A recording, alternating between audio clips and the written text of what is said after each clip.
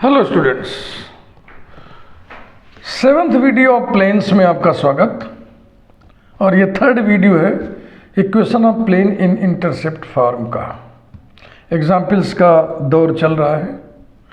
Example number 16 लिखा हुआ है। अच्छा एग्जाम्पल है, बहुत हेवी कैलकुलेशन नहीं है लेकिन ठीक। A triangle the length of whose sides are A B C, ठीक है, इज प्लेस्ड, इस प्रकार से रखा गया है कि साइड्स के मिडिल पॉइंट्स एक्सीस पर पड़े। एक साइड का मिडिल पॉइंट ओ एक्स पर पड़े, एक साइड का मिडिल पॉइंट ओ वाई पर पड़े, एक साइड का मिडिल पॉइंट ओ जेड पर पड़े। Show that the equation of the plane joining the middle points is this one. जाहिर सी बात है, alpha beta gamma intercept on the axes हैं, where alpha beta gamma are given by these equations. Let us सी।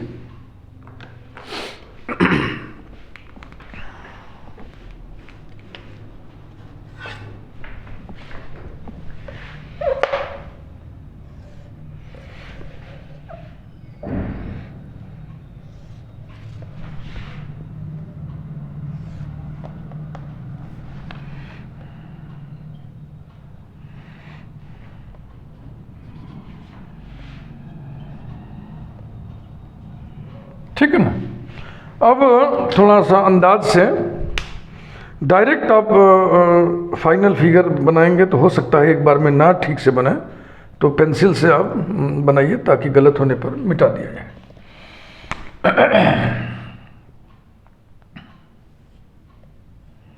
हाँ, middle point इसका इस axis पर पड़े और फिर इसका मिडिल पॉइंट इस एक्सिस पर पड़े और इसका मिडिल पॉइंट इस एक्सिस पर पड़े, लगभग बराबर। ये छोटा हो गया ना, ये छोटा हो गया।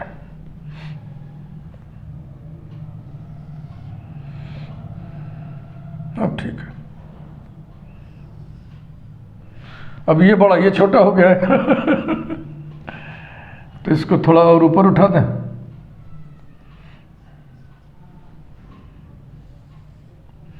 लगभग अब ठीक है। हाँ, इस दिमाग में बैठा लीजिए कि इस क्वेश्चन के लिए ऐसे तिरछा खींचेंगे फिर इसे। ये मिडिल पॉइंट है, ये साइड का मिडिल पॉइंट है, ये भी साइड का मिडिल पॉइंट है।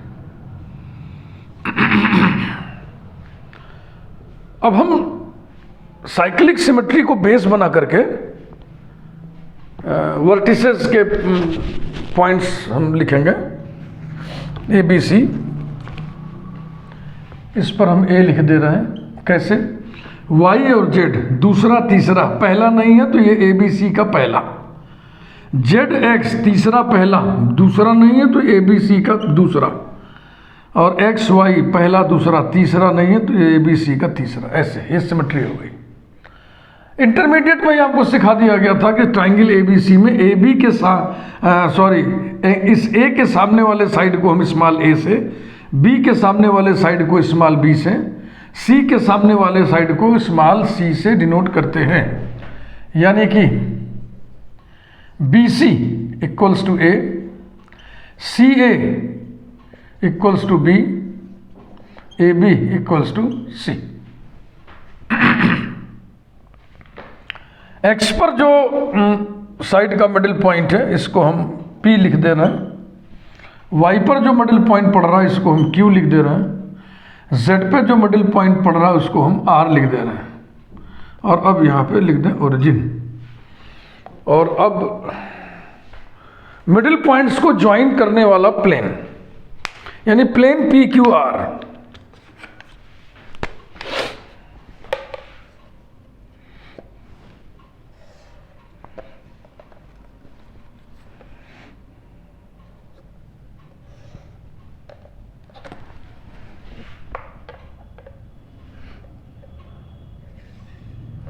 ऐसा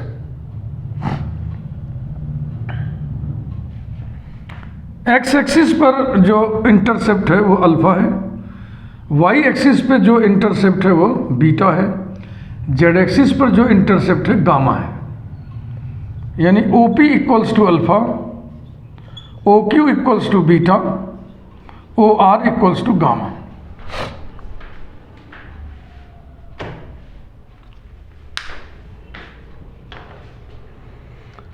bye geometry we know that triangle के दो साइड्स के मिडिल पॉइंट्स को मिलाने वाली लाइन सामने वाले साइड के लेंथ की आधी होती है। तो यहीं से हमारा कार्यक्रम कैलकुलेशन का शुरू हो रहा है bye geometry.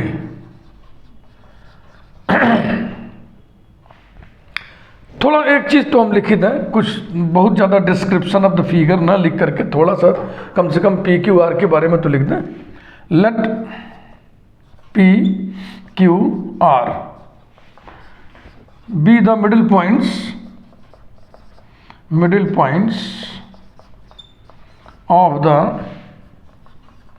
Sides B C comma C A comma A B respectively.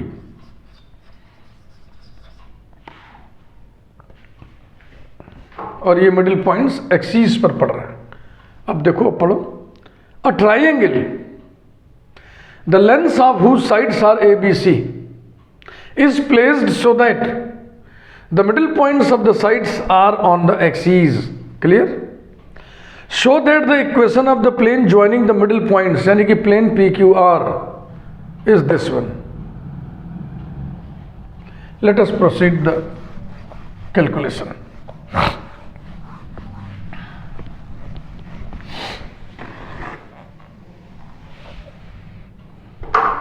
By geometry,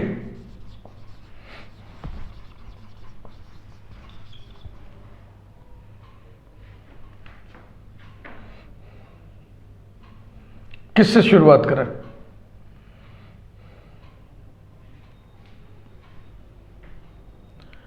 Q R is equal to, देखो ध्यान से, Q R is equal to B C upon two, BC upon 2, RP equal to CA upon 2,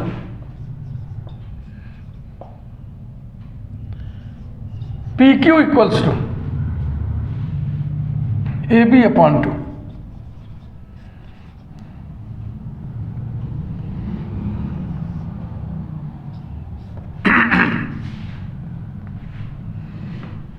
P Q are के coordinates चलो लिखें। P के coordinates क्या होंगे? Alpha 0 0, Q के कोऑर्डिनेट्स होंगे 0 बीटा 0, और आर के कोऑर्डिनेट्स होंगे 0 0 गामा। इंप्लाइज दैट, तो क्यू आर बराबर क्या होगा? अंडर रूट क्यू और आर के बीच की दूरी, क्यू और आर देख लिए, beta square plus gamma square is equal to BC। BC कितना है? A upon 2 gamma. RP under root gamma square plus alpha square equals to CA upon 2 small b upon 2। PQ under root alpha square plus beta square, cyclic symmetry में है, इस तरीके से हमने सबसेटिंग किया है, equals to AB upon 2 small c upon 2। Implies that beta square plus gamma square equals to A square by 4, gamma square plus alpha square equals to B square by 4, alpha square plus beta square is equal to C square by 4। Number डाल लीजिए 1 सामूहिक रूप से। तीनों को add कर दें। Adding we have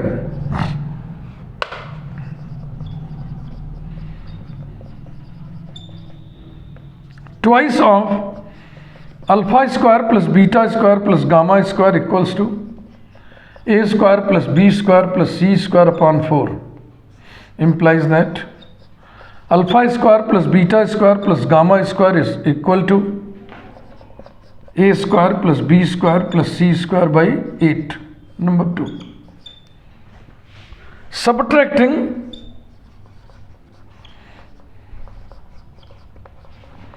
each equation of 1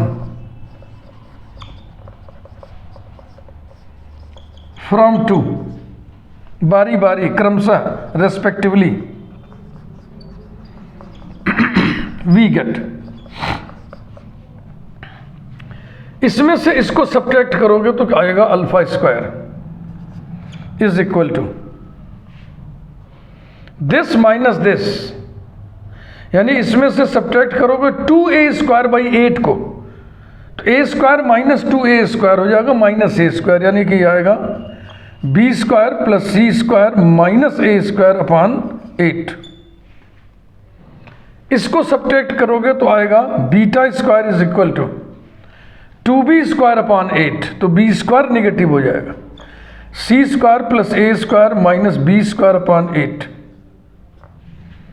तीसरे को सब्ट्रैक्ट करोगे तो आएगा γ² is equal to 2c² upon 8 subtract होएगा, तो c² निगेटिव हो जाएगा, यानी a² plus b² minus c² upon 8।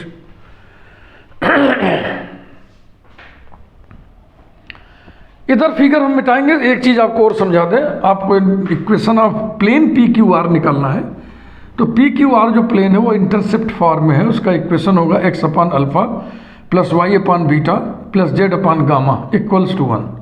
Alpha beta gamma की वैल्यू इन इक्वेशंस के द्वारा दी जा रही है। हो गया काम खत्म।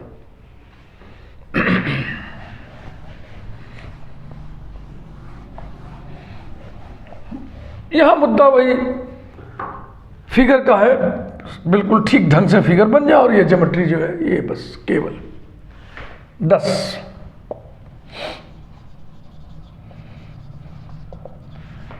Equation of the plane PQR is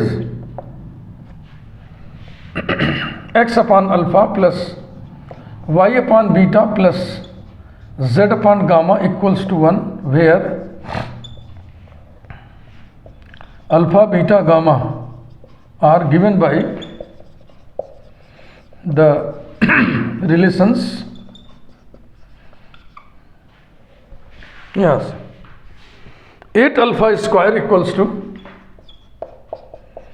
b² plus c² minus a², 8 beta square equal to c² plus a² minus b², and 8 gamma square is equal to a² plus b² minus c².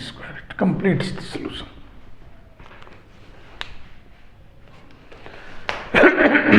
Sorry.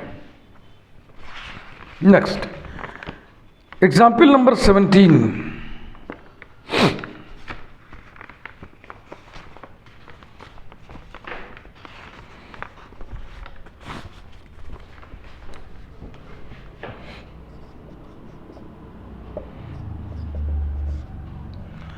A variable plane makes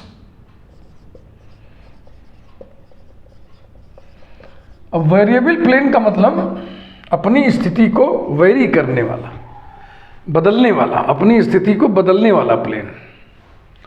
A variable plane makes with the coordinate planes, makes with the coordinate planes, coordinate planes बोले तो YZ plane, ZX plane, XY plane, a tetrahedron of constant volume,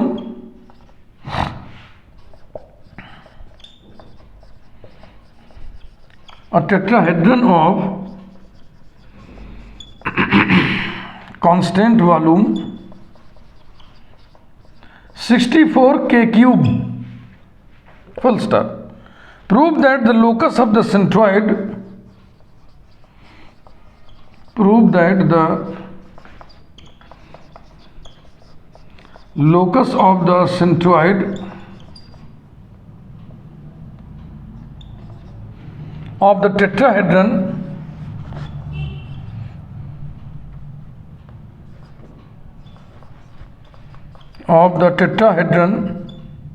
is XYZ equal to 6 K³।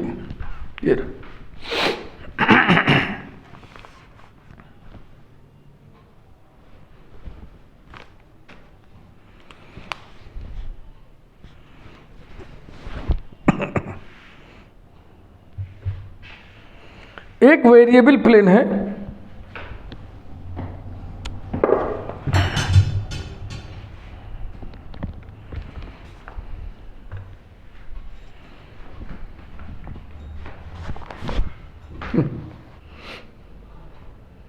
X axis, Y axis, Z axis,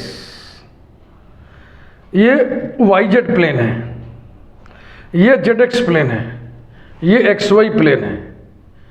इन तीनों coordinate planes के साथ एक variable plane है जो tetrahedron बनाता है। ये बन गया टेट्राहेड्रन। इधर से देखा ऐसे, ये टेट्राहेड्रन बन गया कि नहीं? ये देखो, महसूस करो, एक प्लेन ये है, एक प्लेन ये है, एक प्लेन ये है और एक प्लेन ऐसा है, ऐसा इंटरसेप्ट फॉर्म का, तो टेट्राहेड्रन बन गया। A variable plane makes with coordinate planes a tetrahedron of constant volume, और वो वॉल्यूम दिया हुआ 64 K³। क्लियर? यानी हम स्टार्ट करें प्लेन इन इंटरसेप्ट फॉर्म से।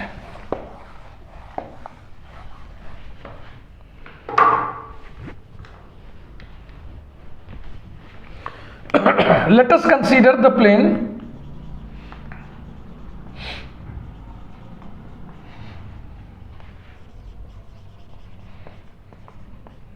x upon a plus y upon b plus z upon c equals to 1.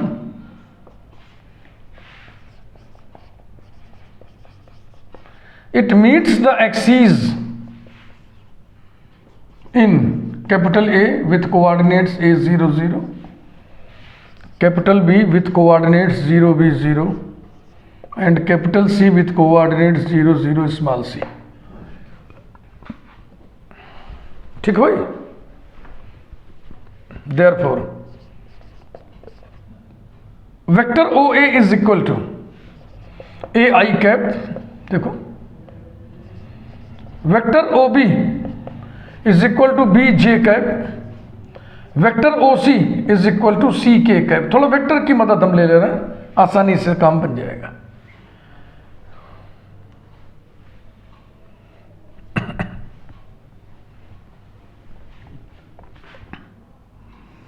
जो tetrahedron बना उसको बनाने का तरीका आपको हम बता चुके हैं। ऐसा एक ट्रायंगल बनाओ, समझो कि ये ऐसे बना हुआ है, इस प्लेन में एक ट्रायंगल बना हुआ है, ठीक है ना? इस प्लेन में चलो एक ट्रायंगल बना देते हैं। ये देखो, ये बना हुआ है। अब यहां एक पॉइंट ले लो, उसको इन तीनों वर्टिसेस से मिला दो। ऐसा महसूस करिएगा इसको। ये बन गया टेट्राहेड्रन। मान लीजिए ये O है और ये A है, ये B है, ये C है। OA vector, OB vector, OC vector आपको मालूम है। यदि तीन कॉन्क्यूरेंट साइड्स टेट्राहेड्रन के मालूम हो तो इसके वॉल्यूम का एक फार्मूला होता है स्केलर ट्रिपल प्रोडक्ट के रूप में। Let capital V be the volume of the tetrahedron OABC, then V बराबर होता है 1/6 scalar triple product OA arrow, OB arrow, OC arrow equal to 1/6 OA arrow dot OB arrow cross OC arrow equal to 1/6 AI cap dot BJ cap cross CK cap is equal to ABC/6। यहीं पर देखो 64 K³ V की जगह लिख दो, क्योंकि यही तो दिया हुआ है ना कि टेट्राहेड्रन का वॉल्यूम कितना है, 64 K³। ABC और बगल में आ गया I डॉट J क्रॉस के, जे क्रॉस के आई डॉट आई 1, तो कुल मिला के आ गया ये ABC अपॉन 6। नंबरिंग कोई हुआ है, 1 हुआ है, इसको कर दो 2। अब आपको निकालना क्या है, क्वेश्चन पढ़िए। Prove that locus of the centroid of the tetrahedron. So we have to find locus of the centroid of the tetrahedron. Centroid is a point. Point का लोकस निकालने का कंसेप्ट आपको हम कई बार बता चुके हैं। जिस पॉइंट का लोकस निकालना उसको x1 y1 z1 मान लो। दिए हुए फैक्ट्स, दिए हुए डेटा की मदद से x1 y1 z1 में एक रिलेशन इस्टेब्लिश करो और फिर उसको जनरलाइज कर दो। x1 की जगह x, y1 की जगह y, z1 की जगह z रिप्लेस करके वही लोकस होता है। तो let x1 y1 z1 be the centroid of tetrahedron OABC, then x1 is equal to सभी वर्टिसेस के x कोऑर्डिनेट्स का सम अपॉन 4। ये फार्मूला आपको मालूम होना चाहिए। ये आपको एक प्लेलिस्ट है, system of coordinates in space, उसमें सिखाया गया है। देखो, मैं अक्सर कहता हूं कि मान लीजिए इस समय आप प्लेन पढ़ रहे हैं तो इसके पहले 2 चैप्टर्स हैं, system of coordinates in 3 dimensions या system of coordinates in space और डायरेक्शन कोसाइंस। तो ये एज्यूम कर लिया गया, उनके मान लिया गया, स्वीकार कर लिया गया, एज्यूम मत कहो, स्वीकार कर लिया गया कि आपको दोनों चैप्टर भली बात ही आते हैं। तो सभी वर्टिसेस के x कोऑर्डिनेट्स का sum upon 4, 0 + a + 0 + 0 upon 4। y1 सभी वर्टिसेस के y कोऑर्डिनेट्स का sum upon 4, 0 + 0 + b + 0 upon 4। z1 equal to सभी कोऑर्डिनेट्स के z कोऑर्डिनेट, सभी वर्टिसेस के z कोऑर्डिनेट्स का sum upon 4, 0 + 0 + 0 + c upon 4 implies that a equal to 4x1, b equal to 4y1, c equal to 4z1. Putting these values in 2,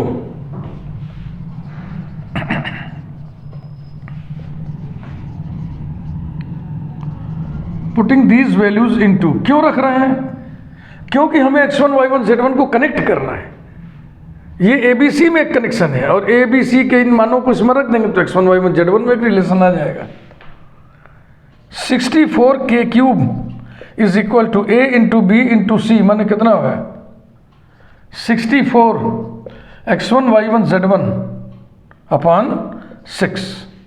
64 cancel हो गया, 6 को इधर कर दें, implies that x1 into y1 into z1 equal to 6k³। Locus लिख दो भैया। Locus of x1 y1 z1 is x y z equal to 6k³। यही दिखाना था, which is the required result। Video like करें, चैनल यदि आपने अभी तक ना सब्सक्राइब किया हो तो आप जरूर सब्सक्राइब करें। चैनल को लाइक, वीडियो को लाइक करना, चैनल को सब्सक्राइब करना, इसको लेकर के मैं अपने प्रिय विद्यार्थियों को अक्सर बात सिखाता हूँ कि आप YouTube पर किसी का भी वीडियो देख रहे हो, एजुकेशनल वीडियो की बात हम कर रहे हैं, बकिया और अंडरबंड इधर उधर वीडियोस की बात नहीं कर रहा हूँ, एजुकेशनल वीडियो की बात कर रहा हूँ। कोई आपको पढ़ाने के लिए वीडियो बनाया, कोई भी बनाया हो, मुझे मत समझो कि मैं केवल अपनी बात कर रहा हूँ, कोई भी बनाया है, आपने उसका वीडियो देखा, आपको पसंद आया तो लाइक करिए, नहीं पसंद आया तो डिसलाइक मत करिए। किसी की मेहनत पे आप पानी मत फेरिए, छोड़ दीजिए उसको, छोड़िए उसको, किसी और का देखिए फिर, अगर अच्छा नहीं लगा तो। लेकिन अगर अच्छा लगा तो लाइक करिए, और लाइक कर लिए तो इसका मतलब ये हो गया कि उस व्यक्ति के और वीडियोस को भी आप देखना चाहेंगे, ये मनस्थिति आपकी बनेगी। ऐसी मनस्थिति में आपको उसके चैनल को सब्सक्राइब करके उसका हौसला बढ़ाना चाहिए। Thank you very much.